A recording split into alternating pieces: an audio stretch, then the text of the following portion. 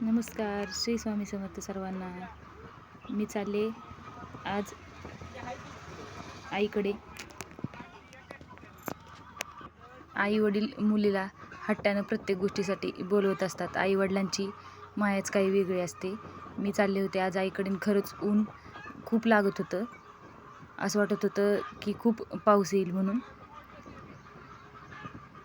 रस्त्याने जाताना वारा असल्यामुळं एवढं ऊन जाणवत नव्हतं, परंतु ऊन खरंच खूप होतं. आम्ही सगळेजण चाललो होतो आईकडे. आईच्या घरी पोचलो आणि वारा आणि पाऊस इतका जोरात चालू झाला. आम्ही आलो आईकडे आणि पाऊसही आला अशी सर्वजण म्हणत होती. खूप जोरात पाऊस पडत होता. आमच्या आईने लहान लहान मोगऱ्याचं झाड लावलेलं, ते मोठं झालंय आता. त्यालाही खूप कळ्या लागल्यात. त्यानंतर दुसऱ्या दिवशी असं मोगऱ्याचं झाड फुललं होतं. मला मोगरा खरंच खूप आवडतो. सर्वजण म्हणत असतील सारखंच काय मोगरा मोगरा, पण मला खरंच खूप आवडतो. आम्ही लहान होतो, शाळेत असताना आमची शाळा दुपारनंतर असायची. 10वीचे पेपर असल्यानंतर त्यावेळेस आम्ही सगळे जिथे मोगऱ्याची फुलं असतील तिथली सगळी मोगऱ्याची फुलं तोडायची व गजरे करून घालून जायचो शाळेत.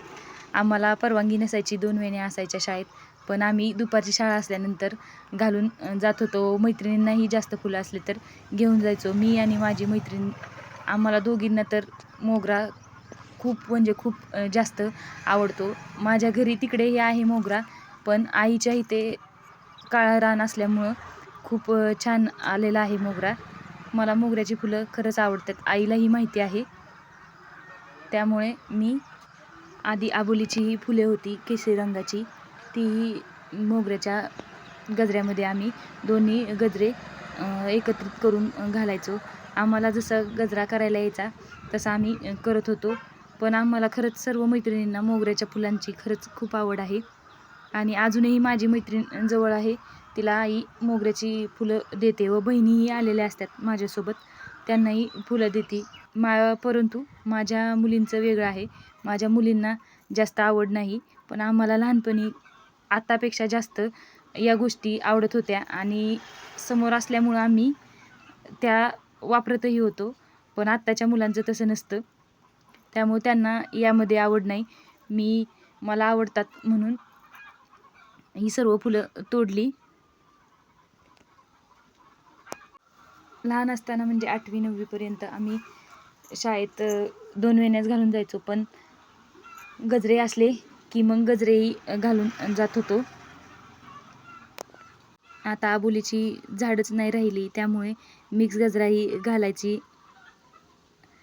सवय आता राहिली नाही.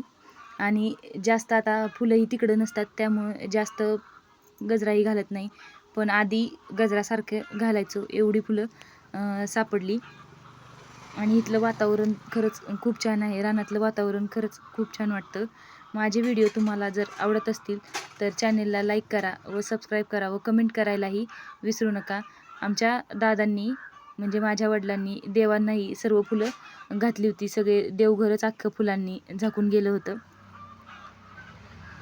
त्यांना ही फुलं देवाला घालायला खूप आवडतात. मी माझ्या घरीही जास्त तर देवांनाच फुलं घालत असते.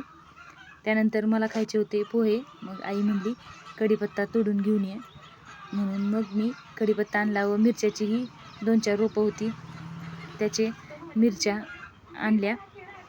कांदेही त्यांनी काढले होते, असे बांधून ठेवले होते, कारण असे बांधल्यानंतर आई म्हणत होती की कांदे खराब होत नाहीत. आणि खरंच होत नाहीत. ते असे ठेवले तर उष्णता नसली तर वर्षभर टिकतात. आमच्या आईला सवय आहे, आपल्याकडं थोडं जास्त कोणती गोष्ट असेल तर त्यातलं काही पण देत असती सगळ्यांना. तसंच आज फुलंही जास्त निघाली होती, म्हणून मला म्हणली बाकीच्यांनाही देऊ. मग तिने फुलं दिलीत व राहिलेली मी माझ्यासाठी ठेवली.